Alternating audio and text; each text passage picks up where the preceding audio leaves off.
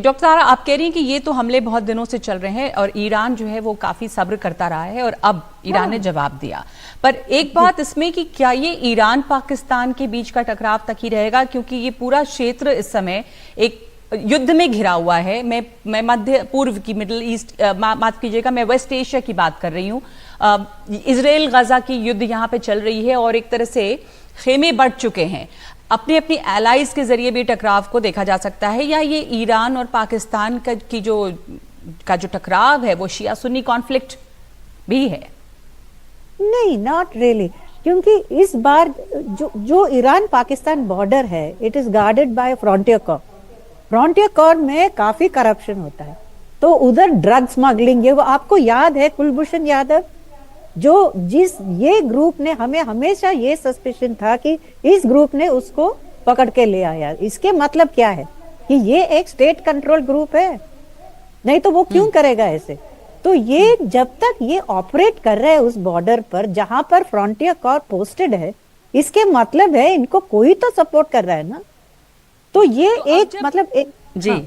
लेकिन वो जो दूसरे हमले और हुए, ईरान की जो नीति है इस एरिया में, वो क्या डॉक्टर तारा के हमने देखा इराक के कुर्दिस्तान में भी इन्होंने मोसाद के हेडक्वार्टर्स में हमला किया, उसके आईएस पे भी, उसके पहले सीरिया पे भी। कुछ इंटरनल पॉलिटिक्स भी है ईरान की, डोमेस्टिक पॉलिटिक्स, जिसकी वजह से।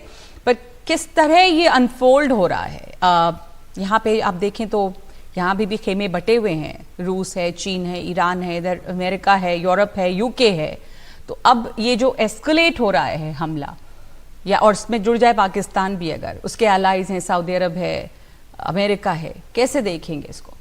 हाँ, इसमें सबसे एस्केलेशन ये है कि अभी यूएस ने एक ग्रुप बनाया है फॉर अगेंस्ट हुतीज। जो हुतीज कहते हैं कि ईरान सपोर्ट कर रहे हैं, हुतीज अटैकिंग सबके शिप्स को अटैक कर रहे हैं, ये नहीं कि सिर्फ इजरायली शिप को अटैक कर रहे हैं। तो इन्होंने एक कोलिशन बनाया है, लेकिन वो कोलिशन में major states like France, Spain, Italy, ये लोग नहीं, मतलब they don't want to take part. तो ये जो व्हाट शैल आई से, सब लोग ईरान को तो डेफिनेटली कहते हैं कि वो एक टेररिज्म का उनका एक स्टेट पॉलिसी है।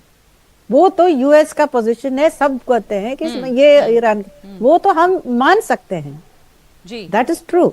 लेकिन मैं तो इस बात के पास कर रही हूँ कि अभी चारों तरफ ईरान को डेंजर हुआ है, कि चारों तरफ से लोग एक साथ आके एमएच सूरत वाला कह रहे थे कि ईरान की जमीन पे युद्ध हो जाए, ऐसा चाह रहे हैं और भी देश, और ईरान उसको अपने वहां से बाहर करना चाहता है, और इसलिए वो छोटे हमले, जैसे अब सीरिया देखें, इराक देखें, अभी वहां पे भी हो रहे हैं।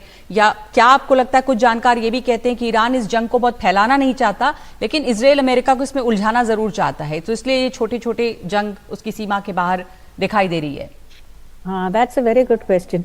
आई थिंक ये भी हो सकता है कि ईरान को डिस्टेबलाइज हो जाएगा, मतलब पूरा रेजिम चेंज करने का तो काफी साल से ट्राई कर रहे हैं। लेकिन ये है, अभी ये की क्वेश्चन ये है कि पाकिस्तान क्या कर सकता है। उनको तो कुछ करना ही पड़ेगा, नहीं तो उनके मतलब आर्मी का एक लॉस ऑफ फेस हो जाएगा।